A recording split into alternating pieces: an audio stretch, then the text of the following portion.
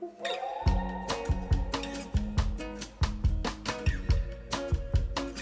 Rosemary. This is my line, RMS Beauty.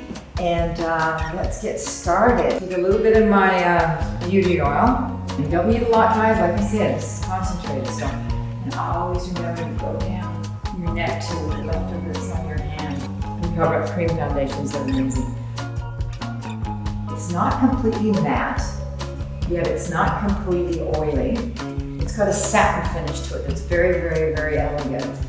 You know, you can use this with your fingers or you can use the brush, it doesn't matter. Whatever you feel comfortable with.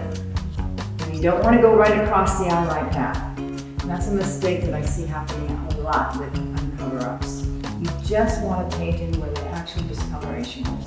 One good little thing to use too actually is the brightening brush. It might be easier for you to grab one of these and just paint in that little. You can see how I'm painting in there? One trouble is you want to make sure you don't go lighter. It's got to be the same color as the foundation you're putting on. And very little powder, touch up very, very lightly. As women age, there's a little discoloration under the eye here. There's a little bit of discoloration under here also. Now I'm going to pop a little bit of powder in here.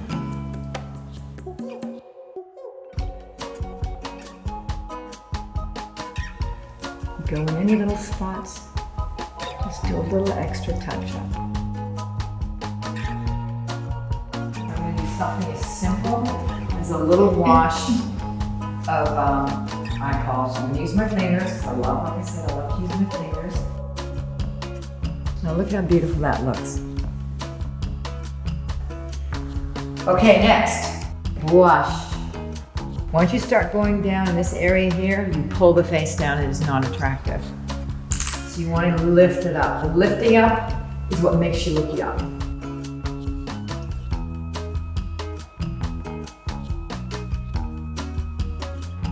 Of the lipsticks that are here, which color would you gravitate towards? They're all beautiful, but I'm mainly more of a fresh, soft pink kind of girl. And we'll go for that color. Let's see. To do lips with a big brush. And I'll tell you why it's easier, because it's on the angle here. This brush is angled. And this is actually my eyeshadow brush. And now we're going to do the luminizer. This is my cult hero. This put me on the map, having worked so long in the industry and wanting skin to glow and have that light reflective hue to it that wasn't glitter over the top disco ball. Not there. One finger down. But it also comes in very handy for adding a little glow right into this L shape of the eye. Another little trick. Take your little brush. You also take this and apply it right to the middle of your lipstick in the center of the mouth here, and it gives that little perk to the lip. For myself, I just pop a little bit here and a little bit here. And can you see that little bit of glow? That's enough just to perk up your face, and a little bit here.